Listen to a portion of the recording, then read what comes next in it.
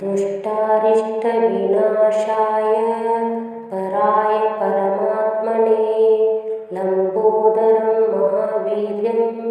नागाय यज्ञोपशोभितम् अर्धचन्द्रधरं देवं विघ्नव्यूहविनाशनम् लम्बोदरं महावीर्यं नागयज्ञोपशोभितम् अर्धचन्द्रधरं देवं विघ्नव्यूहविनाशनम् लम्बोदरं महावीर्यं नागयज्ञोपशोभितम् अर्धचन्द्रधरं देवं विघ्नव्यूहविनाशनम् लम्बोदरं महावीर्यं नागयज्ञोपशोभितम् अर्धचन्द्रधरं देवं विघ्नव्यूहविनाशनम् दुष्टारिष्टविनाशाय पराय परमात्मने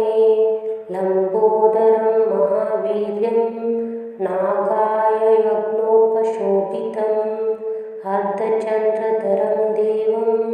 विघ्नव्यूहविनाशनम् लम्बोदरं महावीर्यं नागयज्ञोपशोभितम् अर्धचन्द्रधरं देवं विघ्नव्यूहविनाशनम् लम्बोदरं महावीर्यं नागयज्ञोपशोभितम् अर्धचन्द्रधरं देवं विघ्नव्यूहविनाशनम् लम्बोदरं महावीर्यं नागयज्ञोपशोभितम् अर्धचन्द्रधरं देवं विघ्नव्यूहविनाशनम् दुष्टारिष्टविनाशाय पराय परमात्मने लम्बोदरं महावीर्यं नागाय यज्ञोपशोभितम् अर्धचन्द्रधरं देवं विघ्नव्यूहविनाशनम् लम्बोदरं महावीर्यं नागयज्ञोपशोभितम् अर्धचन्द्रधरं देवं विघ्नव्यूहविनाशनम् लम्बोदरं महावीर्यं नागयज्ञोपशोभितम् अर्धचन्द्रधरं देवं विघ्नव्यूहविनाशनम् लम्बोदरं महावीर्यं नागयज्ञोपशोभितम्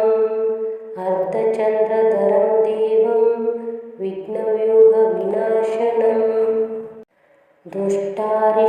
दुष्टारिष्टविनाशाय पराय परमात्मने लम्बोदरं महावीर्यं नागाय यज्ञोपशोभितम् अर्धचन्द्रधरं देवं विघ्नव्यूहविनाशनम् लम्बोदरं महावीर्यं नागयज्ञोपशोभितम् अर्धचन्द्रधरं देवं विघ्नव्यूहविनाशनम् लम्बोदरं महावीर्यं नागयज्ञोपशोभितम् अर्धचन्द्रधरं देवं विघ्नव्यूहविनाशनम् लम्बोदरं महावीर्यं नागयज्ञोपशोभितम् अर्धचन्द्रधरं देवं विघ्नव्यूहविनाशनम् दुष्टारिष्टविनाशाय पराय परमात्मने लम्बोदरं महावीर्यं नागाय यज्ञोपशोभितम् अर्धचन्द्रधरं देवं विघ्नव्यूहविनाशनम् लम्बोदरं महावीर्यं नागयज्ञोपशोभितम् अर्धचन्द्रधरं देवं विघ्नव्यूहविनाशनम् लम्बोदरं महावीर्यं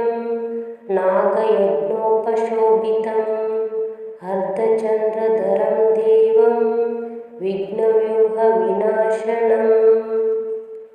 लम्बोदरं महावीर्यं नागयज्ञोपशोभितम् अर्धचन्द्रधरं देवं विघ्नव्यूहविनाशनम् दुष्टारिष्टविनाशाय पराय परमात्मने लम्बोदरं महावीर्यं नागाय यज्ञोपशोभितम् अर्धचन्द्रधरं देवं विघ्नव्यूहविनाशनम् लम्बोदरं महावीर्यं नागयज्ञोपशोभितम् अर्धचन्द्रधरं देवं विघ्नव्यूहविनाशनम् लम्बोदरं महावीर्यं नागयज्ञोपशोभितम् अर्धचन्द्रधरं देवं विघ्नव्यूहविनाशनम् लम्बोदरं महावीर्यं नागयज्ञोपशोभितम् अर्धचन्द्रधरं देवं विघ्नव्यूहविनाशनम् दुष्टारिष्टविनाशाय पराय परमात्मने लम्बोदरं महावीर्यं नागाय यज्ञोपशोभितम् अर्धचन्द्रधरं देवं विघ्नव्यूहविनाशनम् लम्बोदरं महावीर्यं नागयज्ञोपशोभितम् अर्धचन्द्रधरं देवं विघ्नव्यूहविनाशनम् लम्बोदरं महावीर्यं नागयज्ञोपशोभितम् अर्धचन्द्रधरं देवं विघ्नव्यूहविनाशनम् लम्बोदरं महावीर्यं नागयज्ञोपशोभितम् अर्धचन्द्रधरं देवं विघ्नव्यूहविनाशनम् दुष्टारिष्टविनाशाय पराय परमात्मने लम्बोदरं महावीर्यं नागाय यज्ञोपशोभितम् अर्धचन्द्रधरं देवं विघ्नव्यूहविनाशनम् लम्बोदरं महावीर्यं नागयज्ञोपशोभितम् अर्धचन्द्रधरं देवं विघ्नव्यूहविनाशनम् लम्बोदरं महावीर्यं नागयज्ञोपशोभितम् अर्धचन्द्रधरं देवं विघ्नव्यूहविनाशनम् लम्बोदरं महावीर्यं नागयज्ञोपशोभितम् अर्धचन्द्रधरं देवं विघ्नव्यूहविनाशनम् दुष्टारिष्टविनाशाय पराय परमात्मने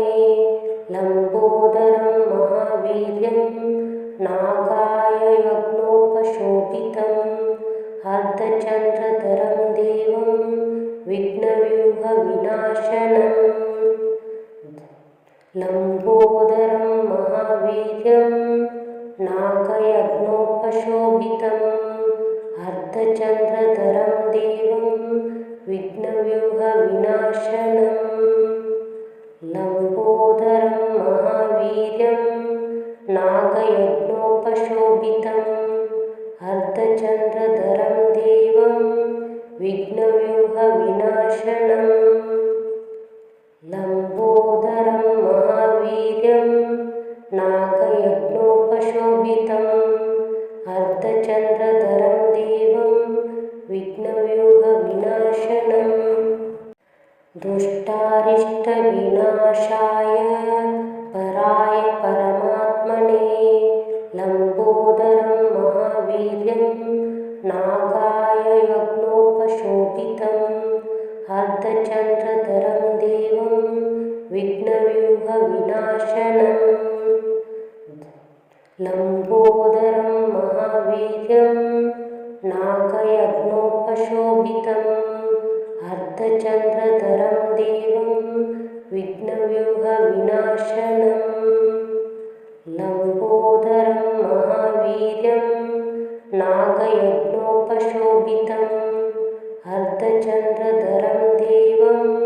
विघ्नव्यूहविनाशनम्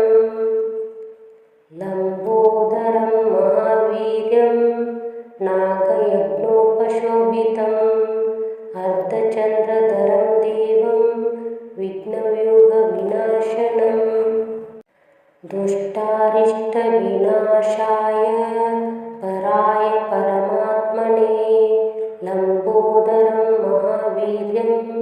नागाय यज्ञोपशोभितम् अर्धचन्द्रधरं देवं विघ्नव्यूहविनाशनम्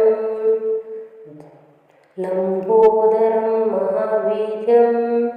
नागयज्ञोपशोभितम्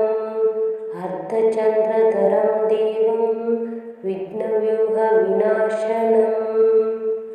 लम्बोदरं महावीर्यं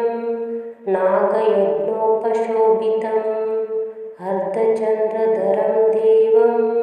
विघ्नव्यूहविनाशनम् लम्बोदरं महावीर्यं नागयज्ञोपशोभितम् अर्धचन्द्रधरं देवं विघ्नव्यूहविनाशनम्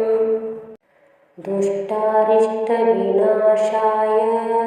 पराय परमात्मने लम्बोदरं महावीर्यं नागाय यज्ञोपशोभितम् अर्धचन्द्रधरं देवं विघ्नव्यूहविनाशनम् लम्बोदरं महावीर्यं नागयज्ञोपशोभितम् अर्धचन्द्रधरं देवं विघ्नव्यूहविनाशनम् लम्बोदरं महावीर्यं नागयज्ञोपशोभितम् अर्धचन्द्रधरं देवं विघ्नव्यूहविनाशनम् लम्बोदरं महावीर्यं नागयज्ञोपशोभितम् अर्धचन्द्रधरं देवं विघ्नव्यूहविनाशनम् दुष्टारिष्टविनाशाय पराय परमात्मने लम्बोदरं महावीर्यं नागाय यज्ञोपशोभितम् अर्धचन्द्रधरं देवं विघ्नव्यूहविनाशनम् लम्बोदरं महावीर्यं नागयज्ञोपशोभितम् अर्धचन्द्रधरं देवं विघ्नव्यूहविनाशनम् लम्बोदरं महावीर्यं नागयज्ञोपशोभितम् अर्धचन्द्रधरं देवं विघ्नव्यूहविनाशनम् लम्बोदरं महावीर्यं नागयज्ञोपशोभितम् अर्धचन्द्रधरं देवं विघ्नव्यूहविनाशनम् दुष्टारिष्टविनाशाय पराय परमात्मने लम्बोदरं महावीर्यं नागाय यज्ञोपशोभितम् अर्धचन्द्रधरं देवं विघ्नव्यूहविनाशनम् लम्बोदरं महावीर्यं नागयज्ञोपशोभितम् अर्धचन्द्रधरं देवं विघ्नव्यूहविनाशनम् लम्बोदरं महावीर्यं नागयज्ञोपशोभितम् अर्धचन्द्रधरं देवं विघ्नव्यूहविनाशनम् लम्बोदरं महावीर्यं नागयज्ञोपशोभितम् अर्धचन्द्रधरं देवं विघ्नव्यूहविनाशनम् दुष्टारिष्टविनाशाय पराय परमात्मने लम्बोदरं महावीर्यं नागाय यज्ञोपशोभितम् अर्धचन्द्रधरं देवं विघ्नव्यूहविनाशनम् लम्बोदरं महावीर्यं नागयज्ञोपशोभितम् अर्धचन्द्रधरं देवं विघ्नव्यूहविनाशनं लम्बोदरं महावीर्यं नागयज्ञोपशोभितम् अर्धचन्द्रधरं देवं विघ्नव्यूहविनाशनं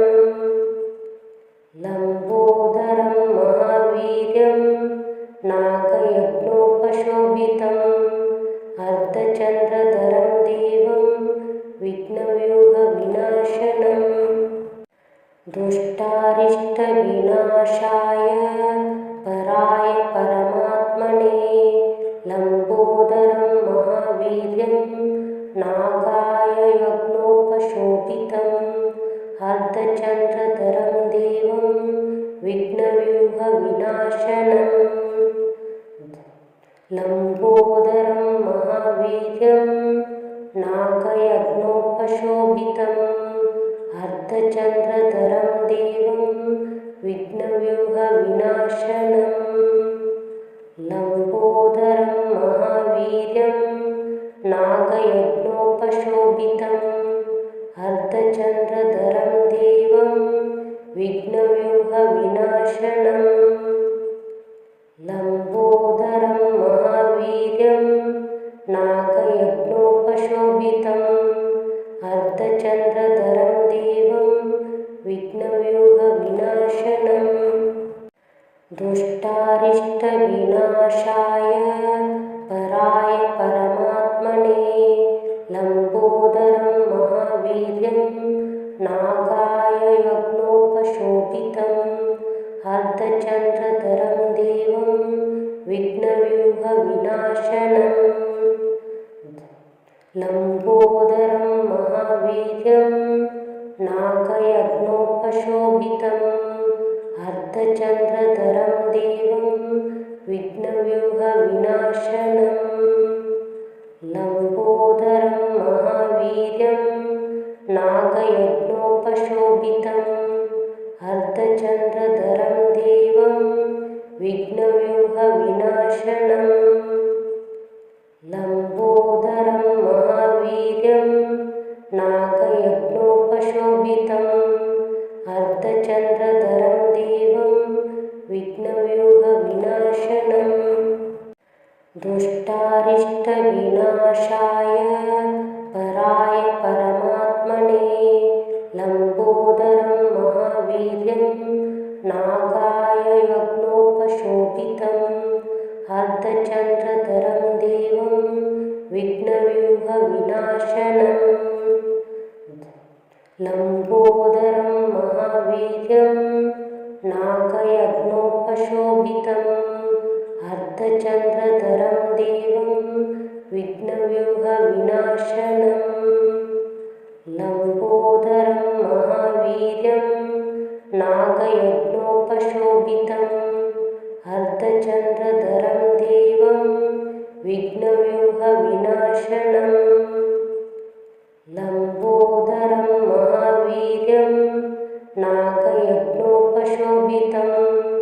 अर्धचन्द्रधरं देवं विघ्नव्यूहविनाशनं दुष्टारिष्टविनाशाय पराय परमात्मने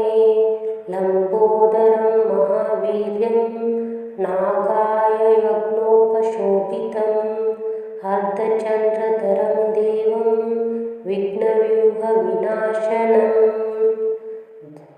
लम्बोदरं महावीर्यं नागयज्ञोपशोभितम् अर्धचन्द्रधरं देवं विघ्नव्यूहविनाशनं लम्बोदरं महावीर्यं नागयज्ञोपशोभितम् अर्धचन्द्रधरं देवं विघ्नव्यूहविनाशनं लम्बोदरं महावीर्यं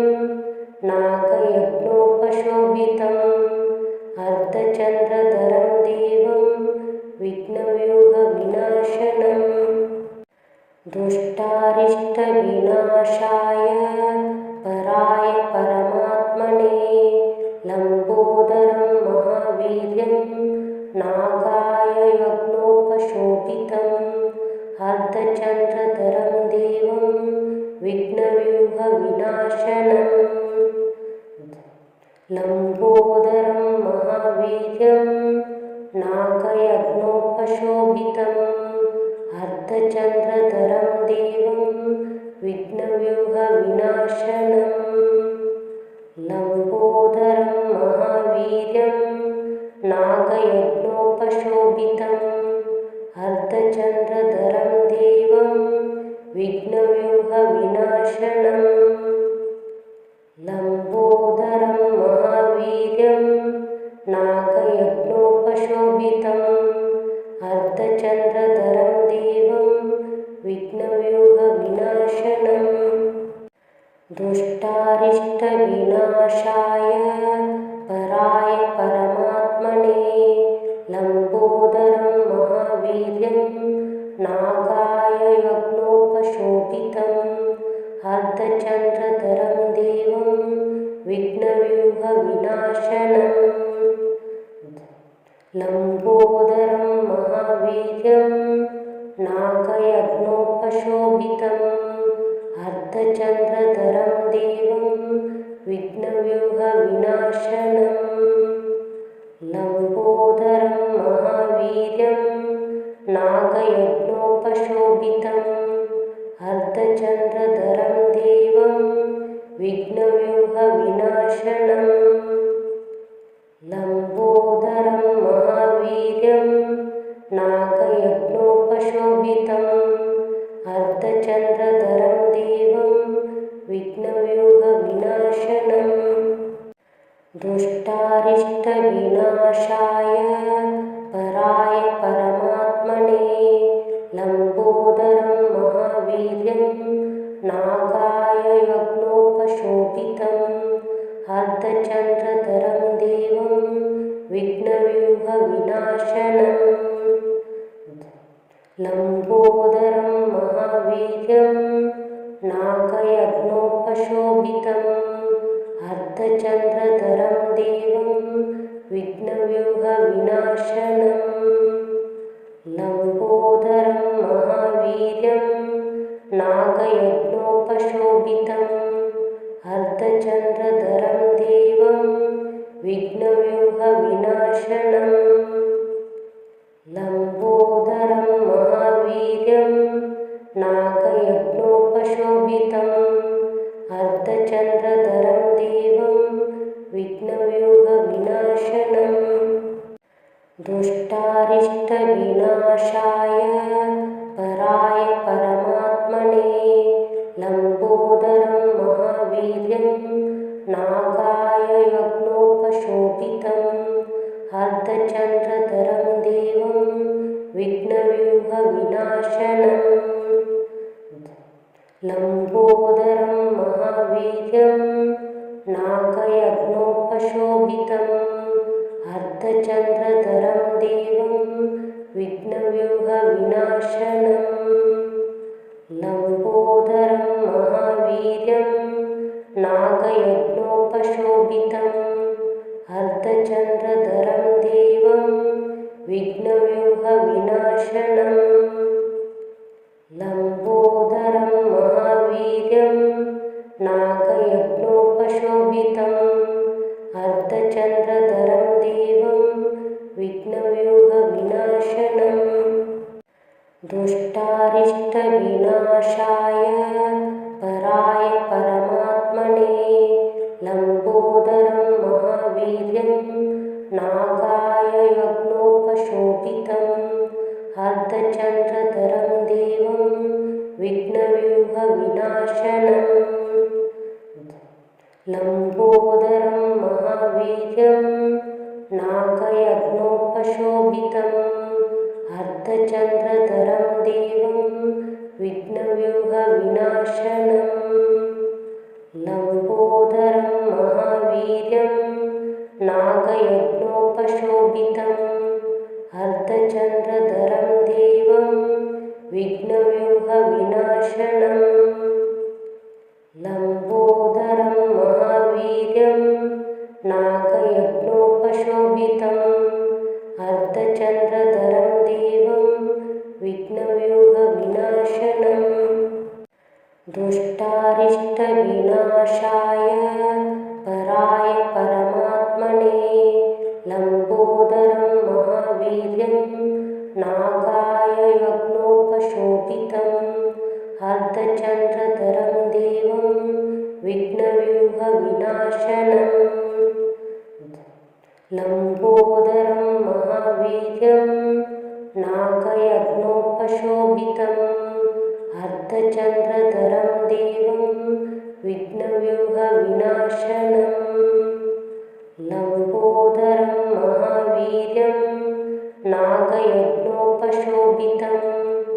अर्धचन्द्रधरं देवं विघ्नव्यूहविनाशनम् लम्बोदरं महावीर्यं नागयज्ञोपशोभितम् अर्धचन्द्रधरं देवं विघ्नव्यूहविनाशनम् दुष्टारिष्टविनाशाय पराय परमात्मने लम्बोदरं महावीर्यं नागाय यज्ञोपशोभितम्